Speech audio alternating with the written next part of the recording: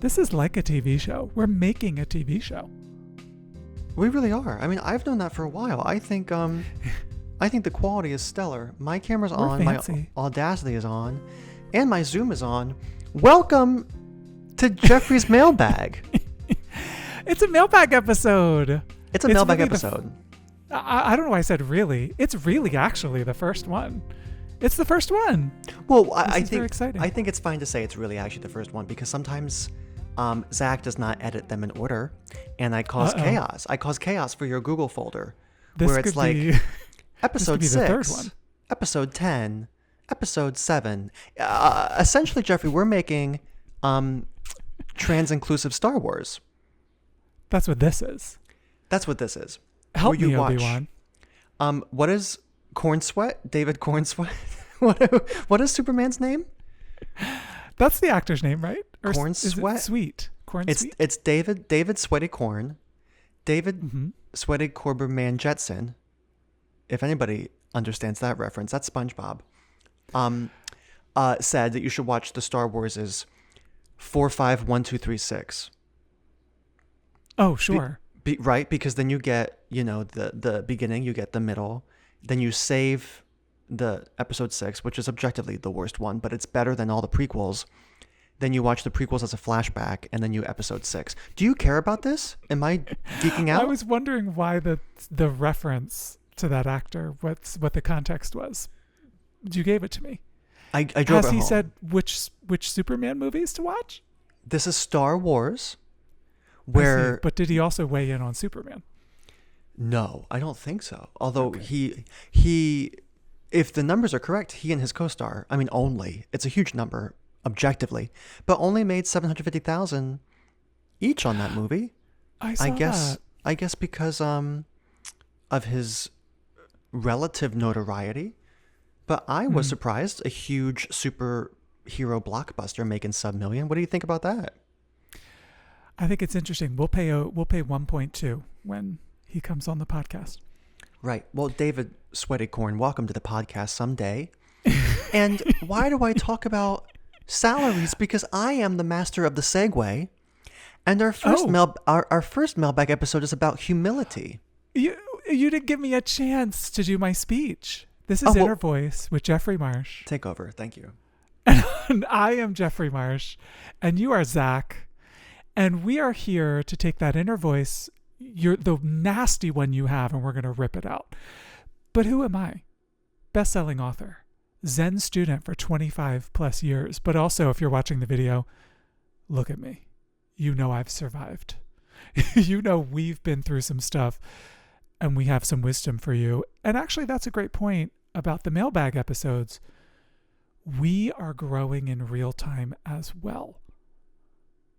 Some people I coach with ask me in coaching sessions, when do I get to the next step after learning to love myself? After learning to be kind to myself, what happens next? Nothing happens next.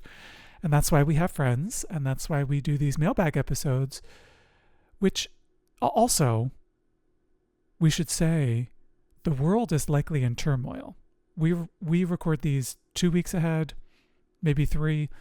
We don't know what the world's going to be like when this episode drops, but learning to love yourself is perennially relevant, constantly relevant.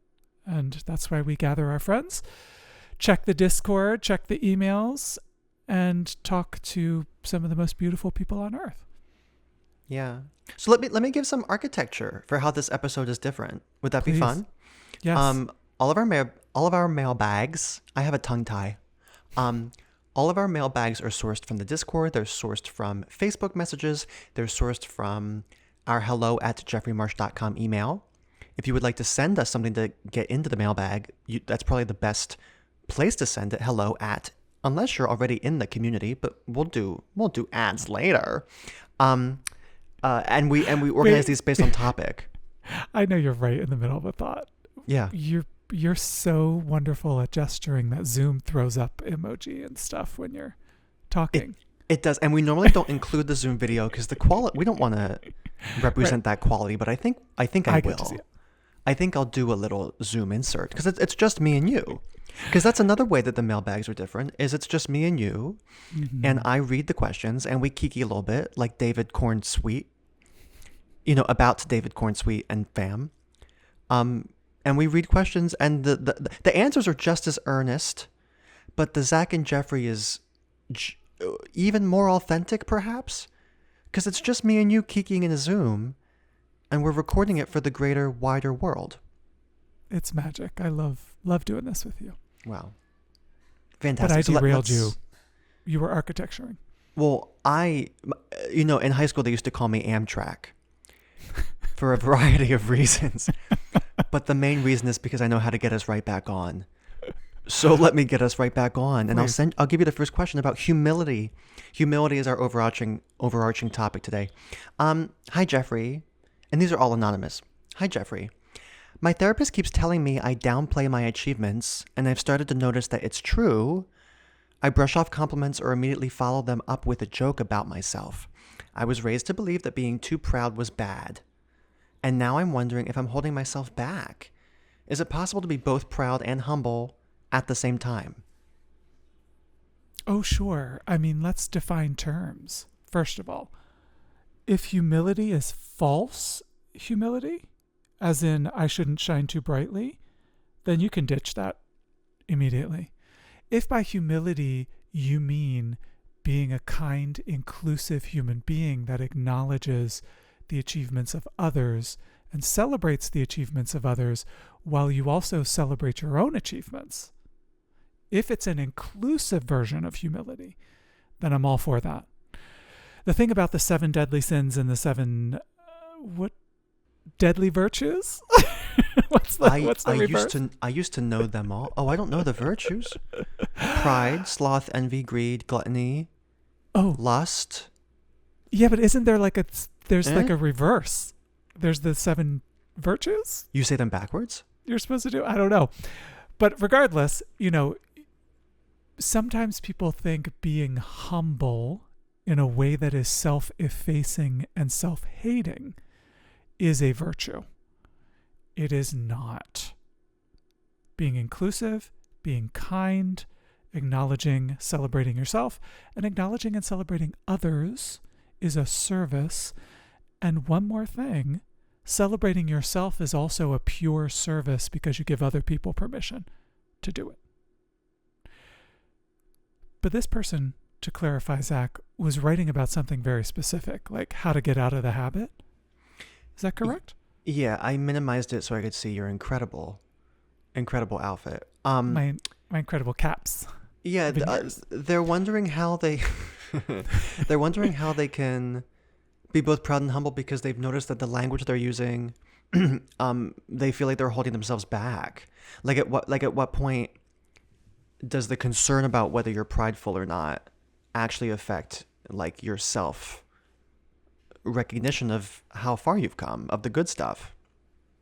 Yeah, one thing I love, and I think they also said, can you be prideful and humble at the same time? How can you be? So I guess they already know that you can. Yeah. And what are some tools to get there? Yeah. Great. One thing I love about being an LGBTQ is that we bring the pride parade. We face opposition. We face people not getting us. We face people judging us. And what do? We party. So to me, that's one of the beautiful things that the rainbow offers, that the alphabet offers, is this sense that you can do both and should do both. So, how do you practice doing both? I would look toward that inclusivity. I would actually get your sea legs under you by complimenting others and lifting others. And when you get really, really good at that, come and lift yourself up, toot your own horn, and look toward lifting yourself. Here's the thing. If you do the practice and do the work and begin to recognize the hard work that you have done, and I'm talking spiritually, the hard work you've done to spiritually get to where you are, once you begin that work, then pride becomes a no-brainer because you've got tons to be proud of. That's my experience. I don't know. Do you ever feel that, Zach? I mean, oh God, I wish I could just say yes. I think this question has come at a really interesting time for me, and that I'm actually kind of I'm adjusting my light in case my mic picks up some click because I'm unprofessional. I'm actually going through some growing pains, like some high achiever growing pains of I wonder if I've been so prideful in the fact that I categorize myself as an overachiever that maybe I've been actually avoiding the work for a while.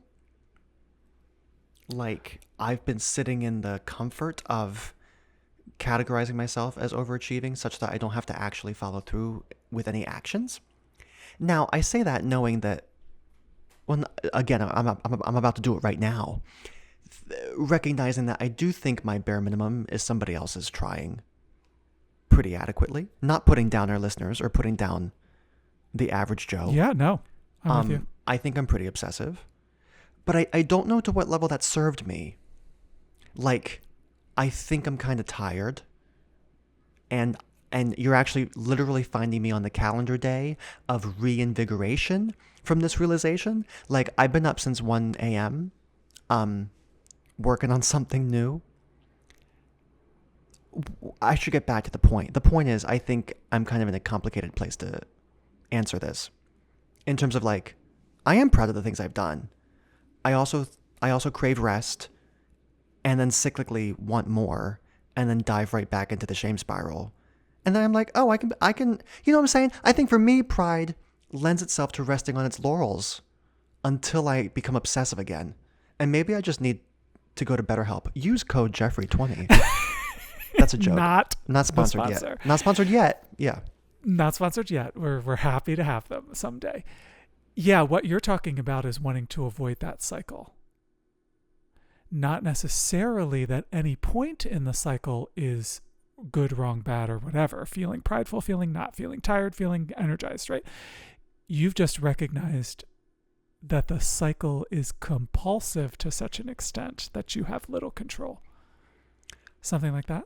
Yeah, and I actually think I found peace in the not trying to get out of it. Yes. I, Zaq Latino, am an obsessive worker who has been brainwashed by relaxation culture to think that's a bad thing. But what if it's just who I am? What if I'm really the happiest when I'm working as much as I am? And if I'm not hurting somebody, who cares? I don't know, but it doesn't mean that I'm proud of it. I mean, I think I would like to be somebody who's a little more relaxed, but I just don't think it's me, Jeffrey. So I think I found peace. Yes, love that. Love that, because people think the way out is hating themselves into stopping the pattern. But you are accepting of the pattern. And I'll tell you, study after study after study after study, the best place for a human being to be is, what they continually in self-help culture call in the zone. But that just means doing your work, doing your mission, being dedicated. Yeah. And that's some of the happiest places to be. Right. I actually have a post of my own going out, and we'll wrap up here because these are supposed to be shorter. But why stop if it's juicy? Why stop if it's juicy, right? If it's good. About when people die on their deathbed, the most common complaint is, I wish I worked less. Mm-hmm. And this is rhetorical unless you have a response. I wonder how many of those people had a job they didn't love, or had a 9 to 5, or had a corporate job. And so their response is, I wish I worked less. I wish I was less obsessive about getting people in a corporate hierarchical structure to pay attention to me. Right. I wonder how many artists or creatives or even tech people who love what they're doing, I'm not trying to prioritize one over the other, are asked that same question and maybe have a different response. Oh, I was consumed by my work. It's my whole identity. I would not change it if I could. And how many of us artists and dreamers then graft that regret from a corporate standpoint onto ourselves and are like, oh, I should regret the work. I should regret the pride in what I'm doing. And then we actually create the shame for ourselves based on people who just have different ways of living.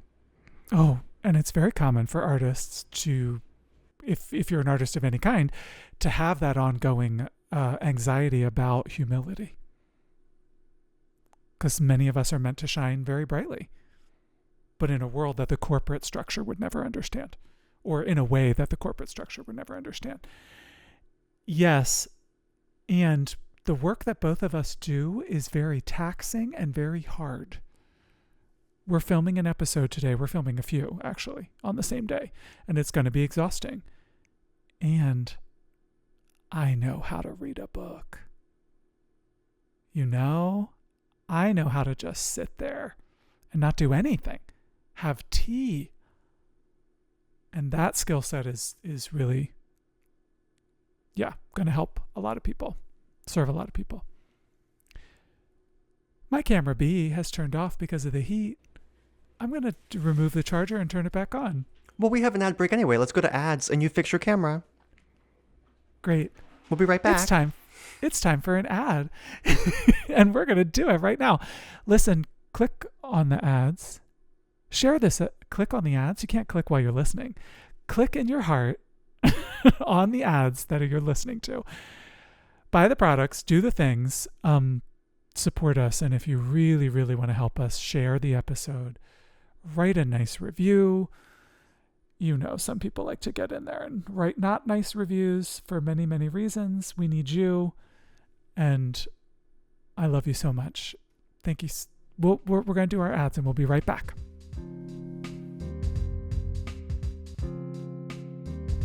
Hey, you know that advice you give your best friend? The one that lifts them up, reminds them of their worth, and helps them keep going? Yeah. What if you actually took it yourself? My book, Take Your Own Advice, is the permission slip you didn't know you needed. It's a guide to self-kindness, to finally believing in yourself the way you believe in others.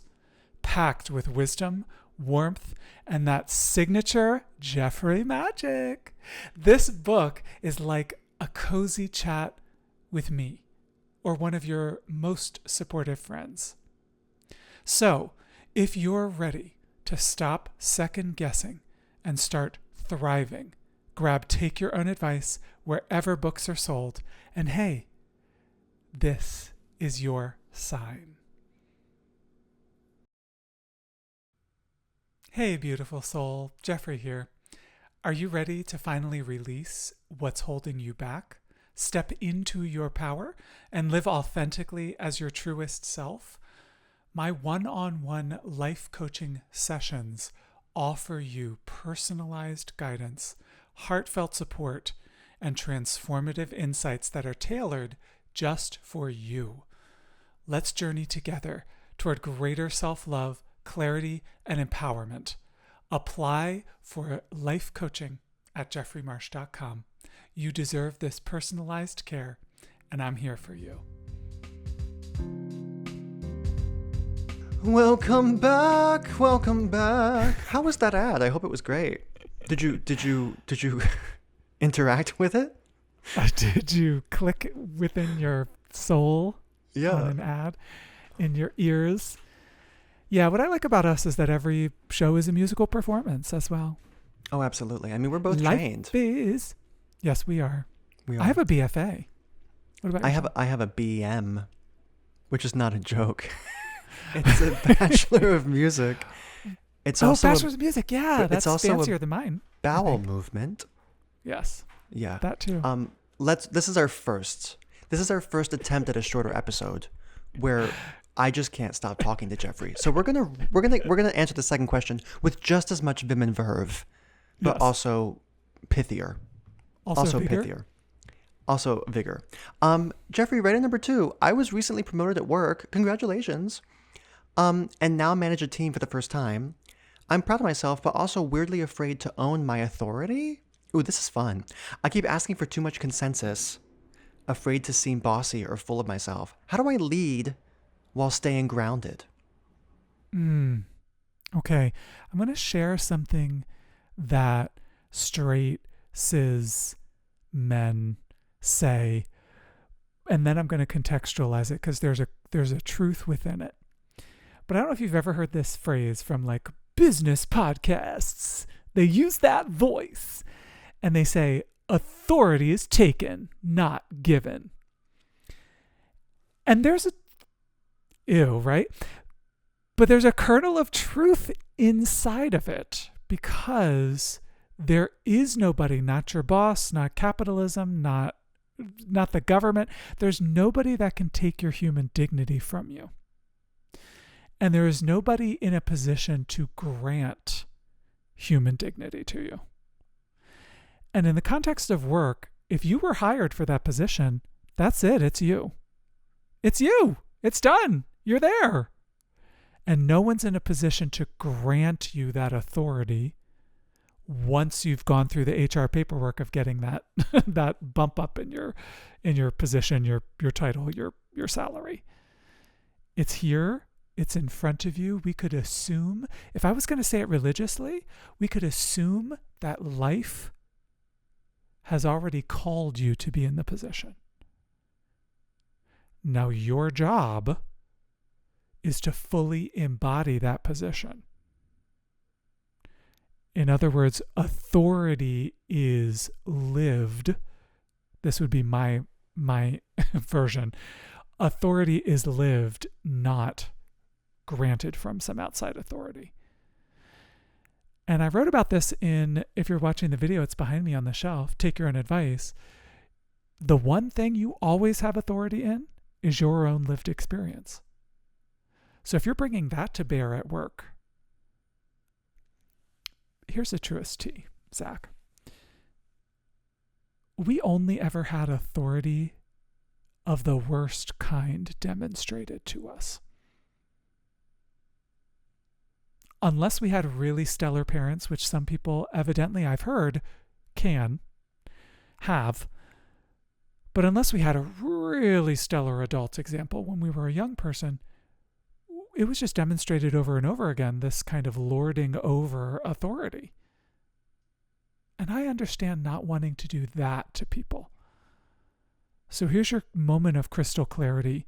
You don't have to have authority like that in order to lead a team. Is this making sense, Zach? Yeah, I mean, I am hesitant to say something really polarizing. Should I go for it? Are we going to go viral? Oh my God. I'm not trying to. I think the modalities of power that have been modeled for us are white and cis and male. Mm-hmm. And so we see those archetypes and assume that's the only way to function in the context of power. And we are taught that emotional empathy and different modes of being powerful are invalid. And so instead of living in our truths, we try to mold ourselves to fit the male power, right? Yep. As if that is how leader, that is how make leader. But there's a variety of ways to be powerful. And I might even venture so far as to say that leading with emotional intelligence is stronger than brute force. I coach women in the workforce all the time, constantly, who look at this balance. And what part of what you said was the controversial statement? Oh, did we get to it yet? I'm just anticipating the comments. I don't know. Sometimes we have some fun commenters, but who cares? I think that's the truth. I think it's the truth. Yeah, go for it. And I'm thrilled to have said it. We literally, if we just take something like misogyny or sexism in the workplace, it is often because people don't think women can be leaders, period. So to be put in a leadership position if you are a woman is already a source of tension because you're going against the programming of almost everybody in certain workspaces, right? Not to mention being LGBTQ, et cetera, but you know what I thought of? I have many trans men friends who need to go through a process when they transition of how do I not do the toxicity? How do I live as my full self as a man, but not also pick up all the BS that is programmed throughout all levels of society and is assumed as a natural part of the manhood, although part and parcel. I don't think it is. Exactly. So it has to be. Yeah. You were talking. It's not part and parcel. It's not inherent. Yeah. You were talking about this balance of being an emotionally intelligent leader in a world that wants you to lead with zero compassion. How do we embody compassion as a leader? And so that's another way of saying my point that you don't have to lead like anybody else. You can lead your team with kindness, compassion, listening. And by the way, I coach women all the time who are in the workforce again. That makes a more effective leader. That's a better leader. In terms of productivity or just bottom line, that's a better leader. But also your team will be happier and you'll be less stressed. And I even think practically socially, you'll be less stressed not having to keep up the facade. Like just leading authentically as your real self and knowing that you have that position and you were hired based on your credentials and the way you carry yourself in that interview room. And there's nothing to have to conform to. You've already earned it. They've already seen something in you. So I'll give one last hot tip. How are we doing, by the way, with being quick?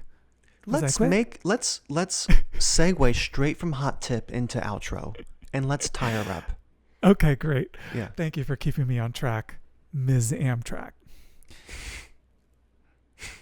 I'm on social media all the time. And so maybe or maybe not, I'm a leader in some kind of movement or representation of non-binary people or whatever it is. And I show the seams all the time. I show what I'm working on, how I've faltered, what I'm thinking about. And that's your final thought. If now you're a team leader, you don't have to all of a sudden be perfect. Don't fall into that trap either. For our outro today, I wanted to remind you to be kind to yourself first. I know it sounds like 1990s Dr. Phil style. Put yourself first. Be kind to yourself first. There is no way that you have been put in that position at work, that you've been put in that position artistically, that you've been put in, that there's no way life is going to call you to a certain situation and moment if you're not ready for it. Be kind to yourself. Go one step at a time. And the last thing I'd like to say for your reminders is beware false humility. In light of everything we've talked about in this episode today, there are only certain people who are required to have a certain kind of humility. Just beware. So last thing, close your eyes. Begin to take some nice, long, good, full breaths. Where are you today?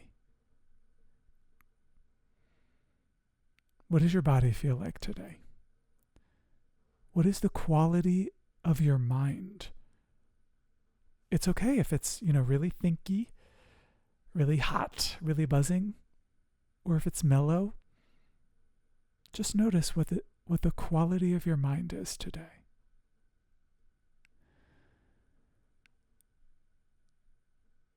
And then repeat after me inside your own mind. I am here for a reason. It's time to get on with it and do the thing. Stay in this space as long as you'd like. And whenever you're ready, you'll open your eyes and go about your day. I love you lots. I'm glad you're here and doing the hard work. Please take very good care, and we'll see you soon. This has been Inner Voice with Jeffrey Marsh. Today's episode was produced by Zaq Latino. If you're ready to go deeper, transform your life, and experience personalized support, my one-on-one coaching sessions can be applied for at jeffreymarsh.com. Know someone perfect for Inner Voice? Send them our way. Have them visit jeffreymarsh.com to sign up for our exclusive online community, and we'll reach out if their inquiry aligns with an upcoming episode. Remember, you are worthy exactly as you are. See you next time.